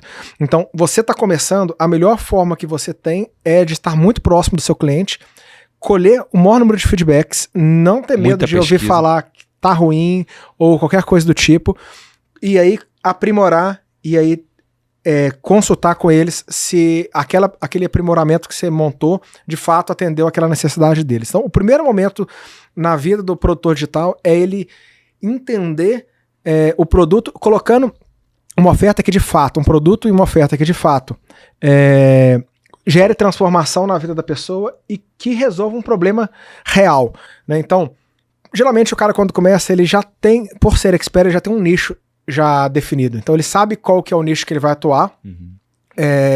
E aí tá mais ou menos resolvido. Eu não sei o cara que não tem nada, tá entrando no digital e tudo, mas estou pensando no expert aqui. Depois ele tem que começar a entender qual o produto que ele vai colocar no mercado que de fato resolva um problema, que de fato gere transformação para um público e faça sentido, para não ser aquela coisa louca. Depois ele tem que construir a oferta dele. Como que ele vai fazer com que esse produto o valor dele seja percebido na outra ponta, as pessoas consigam ter uma relação entre preço e valor, e aí ele consiga entregar aquilo que ele promete de transformação para aquele nicho específico. Tá? Então, essa é a primeira parte dele. Uma vez que ele consegue validar isso, ele tem que começar a... Algumas escolas vão dizer que ele tem que começar a escalar, mas eu diria que ele tem que começar a definir processos de esteira. Tá, mas peraí. Ele montou esse produto, já garantiu... Montou o produto, colocou a oferta, validou com os clientes dele e agora já entendeu... Tá com barco na água. Exatamente. Tá com barco na água, aquele produto ofertado daquela forma para aquele nicho resolve um problema de fato, gera transformação e as pessoas são satisfeitas com aquilo que estão consumindo. É o fim da venda. Exato. Próximo momento. A grande maioria vai tocar tráfego, vai escalar esse negócio aí, vai começar a ganhar muita grana. Jogar para cima. Se você quiser ser grande no longo prazo, o próximo passo que você tem que dar aí é começar a construir a sua empresa. O seu produto não é uma empresa, o seu produto é só um produto da sua empresa. E aí parte pessoas estratégicas dentro da sua empresa, esteira de produto, LTV, ticket. Então por quê? Você começa a ver Hunting de time, né? Exato. Você começa a ver que para esse produto, associado com esse outro, o resultado é maior, é potencializado. Aí você vai para um upsell, qual tipo de oferta que eu poderia fazer para potencializar o resultado do meu produto principal, ou qual oferta que eu poderia fazer para resolver um problema que o meu produto principal gera pelo resultado que ele transforma. E aí, se isso for muito grande ou muito pesado para o meu cliente, o que eu posso oferecer um pouco menor, aí a gente vai para o downsell, que também resolva um problema, que também maximize o resultado, mas que caiba no orçamento ou na opção daquele cara que está vindo ali. Que é você montar uma esteira, né? Qual parceria que eu posso fazer com outro player do mercado, ou quem eu posso trazer para dentro da minha organização que seja um player de um outro mercado que seja complementar ao meu negócio. Audiência. Exato. E também não só isso, que agregue um outro produto na esteira, porque basicamente as pessoas consomem de 2 a 3 produtos, os consumidores de infoproduto, 2 a 3 produtos por ano, sendo que quase 50% desses produtos são no mesmo nicho do primeiro produto. Então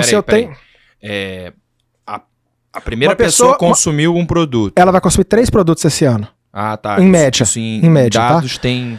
Considerando que o segundo produto, 50% deles é no mesmo nicho do primeiro, se você se posiciona em 2 casas dentro do mesmo nicho, você tem 50% a mais de receita do produto principal. Claro. Certo? Isso sem considerar potencial de order bump, de upsell e downsell, só falando em compra no total. Daí, se você traz uma outra pessoa dessa, você já aumenta 50%. Só que os outros 50% são nichos complementares. Então pensa, a pessoa começa a fazer um curso de academia, ginástica, né, de personal, tende que o próximo curso dela, se não for também de personal para complementar, de recuperação nutricional, seja de receita.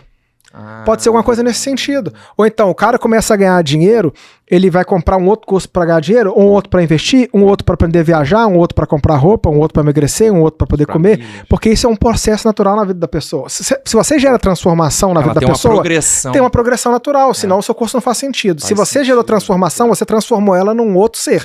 Aquele outro ser tem outras necessidades, tem outras dependências. E às vezes faz o acompanhamento dele e continua vendendo para ele. Exato, né? Outras coisas. E muitas vezes não pode ser, e na maioria das vezes não vai poder ser através do mesmo expert, para que você não ocupe 2 lugares na mente daquela pessoa. Cada pessoa vai ocupar um lugar na mente da outra pessoa. Comprando por estar na rede, né? Exato.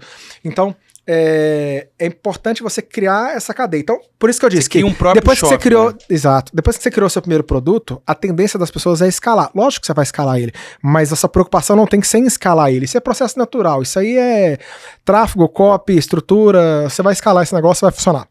É montar a sua empresa de fato, colocando seus canais de distribuição e sendo estratégico, pensando no o que vai acontecer com a pessoa depois que ela sofrer a transformação do seu produto. Se você não pensar no que acontece com o seu cliente depois dele ser transformado pelo seu produto, o primeiro ponto é, você não acredita na transformação do seu produto. Como é que você vai vender o mesmo produto ou um outro produto da sua esteira para uma pessoa que não teve mudança de... não se transformou numa nova persona depois de comprar o seu primeiro produto? Comprar, né? Não volta. Porque você está olhando para a persona, gerando transformação para a persona e continuando olhando para a mesma persona. Ou seja, você vai ter que sempre fazer aquisição de novos clientes, quando na verdade você poderia nutrir esse cliente e oferecer outras coisas dentro da esteira dele. Sim. Então, para quem está começando, é definir. Provavelmente o nicho já está definido, define o nicho, define o produto, define a oferta, depois estrutura uma empresa para que isso seja algo perpétuo, não perpétuo em forma de venda, pode ser lançamento, enfim, perpétuo, lançamento, é só para que seja consolidado no longo prazo, coloque outras coisas dentro dessa sua estrutura, tendo pessoas muito bem estruturadas para poder conduzir essa empresa, e aí só vai escalando, olhando as métricas. Tem que olhar número, tem que olhar LTV, tem que olhar CAC, tem que olhar CPM, tem que melhorar performance o tempo inteiro. Por isso que eu dei essa dica para um cara recente agora, para 2. Os 2 ganharam em menos de um mês quase 1 milhão só com a dica que eu dei. Tem que contratar ou tem que ter na equipe alguém com perfil de Conversion Rate Optimization.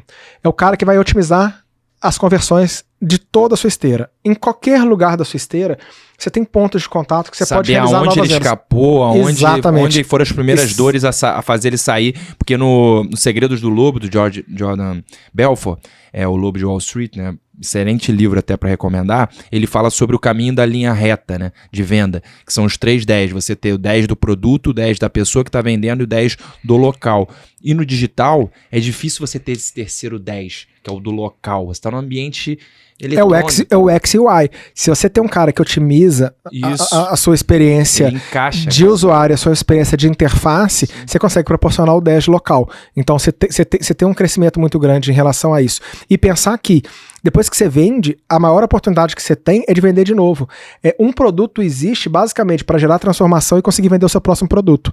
Porque se você paga muito caro para ter 15 segundos de stories através de um anúncio, mas a pessoa vai ter que ser impactada por mais de 1 hora de conteúdo que você vai entregar dentro do seu curso. Se nessa 1 hora você impactar, fazer a seed do seu próximo produto, a possibilidade de você vender para ele a custo zero é muito maior do que você trazer um outro cliente com 15 segundos de stories para poder comprar, sendo um público free, o seu primeiro produto. Sim. E assim, você percebeu com o tempo que o infoprodutor mesmo, né? Foi evoluindo através das estratégias mesmo. Assim, hoje você sabe um comparativo. Isso eu acho que é muito importante. Você que está aqui até agora vai ganhar ouro agora, né? Lá em Trancoso você fez essa apresentação que a gente estava comentando, que você deu ali em primeira mão para o pessoal que estava lá informações muito importantes para que eles dessem os próximos passos. E foi uma forma de você recompensá-los pela capacidade de cada um deles. E até para todo mundo que está assistindo aqui também vai ganhar um gostinho. O que tem naquela sua apresentação de números valiosos, né?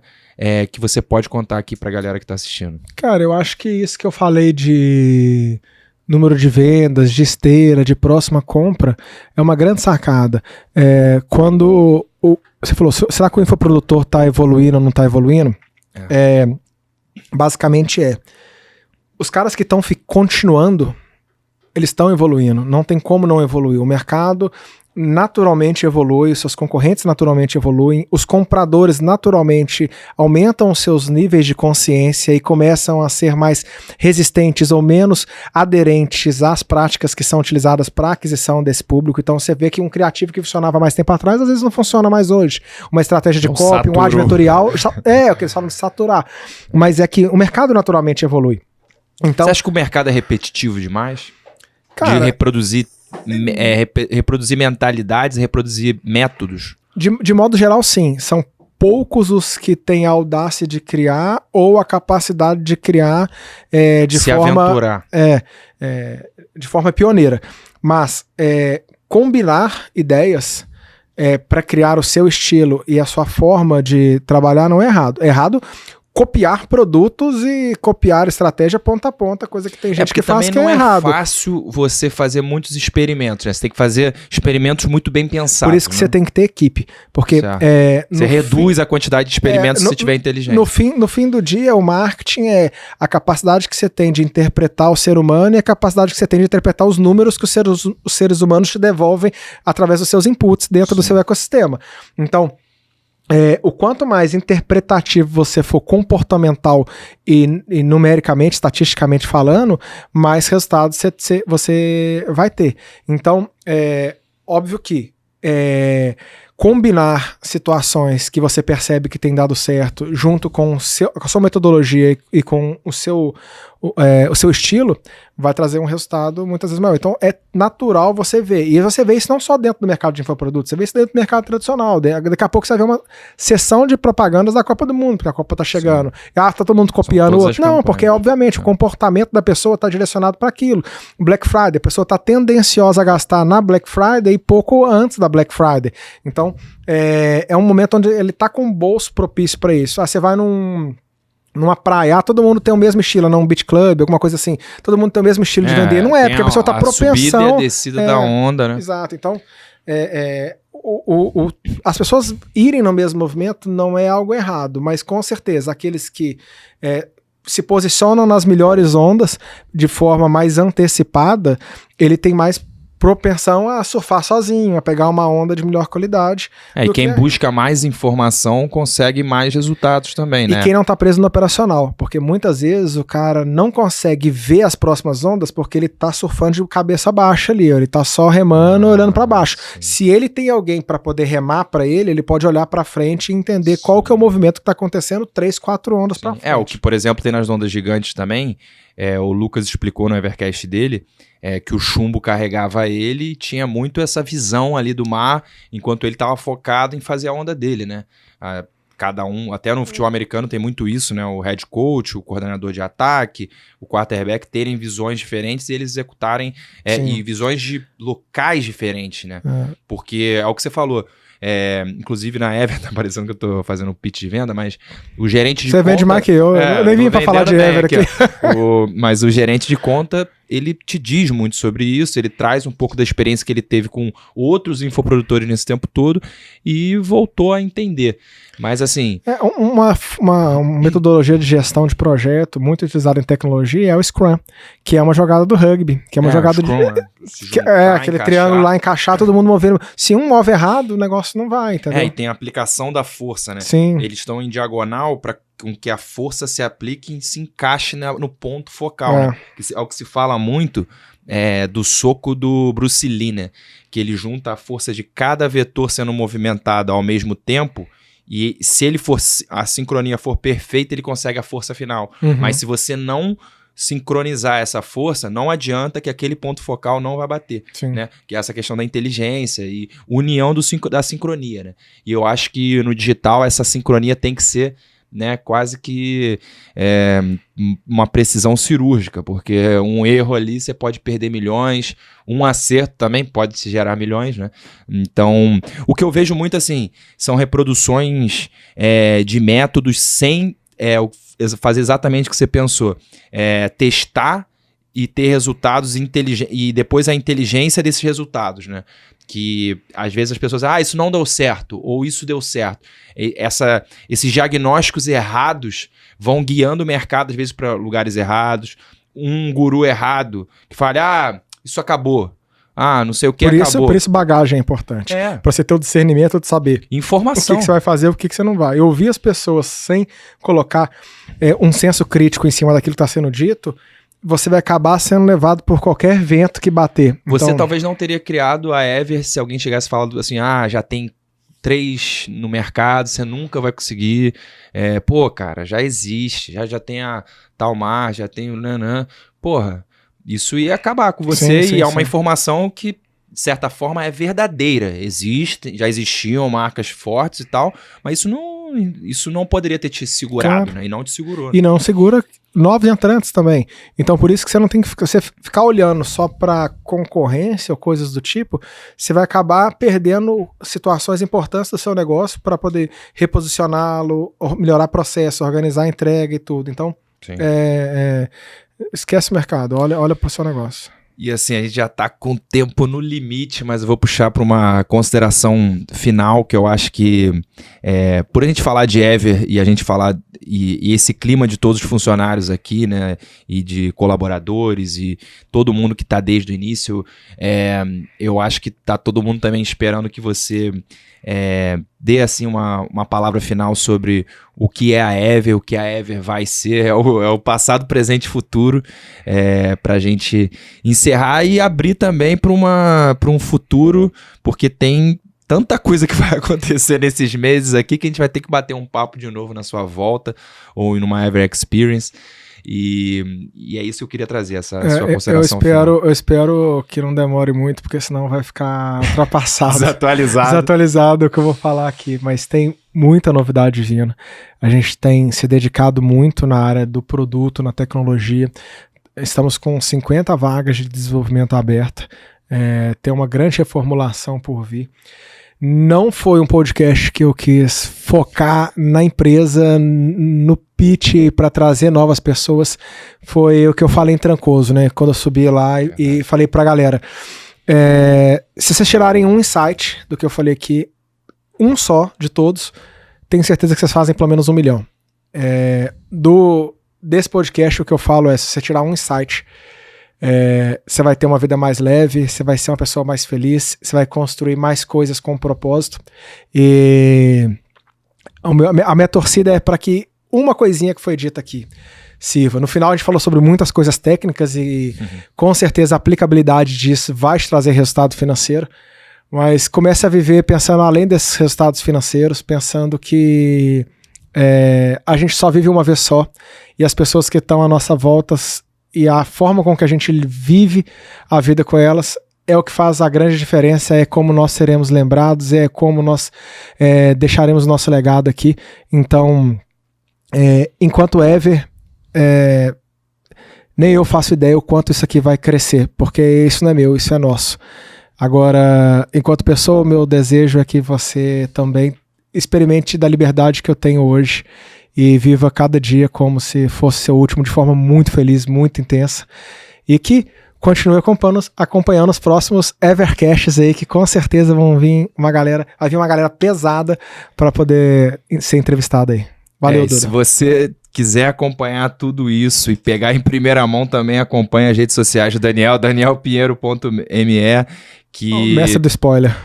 Porque o início do spoiler vem todo lá, mas aqui a gente também vai desfrutar de muitas histórias, muito ensinamento. Hoje a gente pôde conhecer muito sobre a vida do Daniel, mas também a gente vai trazer ele de volta para contar mais spoilers, né? E também você para vir de co-host comigo, entrevistar a gente ali, que acho que talvez a gente não possa falar, mas talvez internacionalmente uma coisa vai acontecer que vai depender de todo mundo acompanhar. Sem spoilers agora, um brinde também, porque tá Ever. E aqui no Evercast On The Road é isso, galera. Aquela resenha, aquele estilo e até a próxima. Valeu.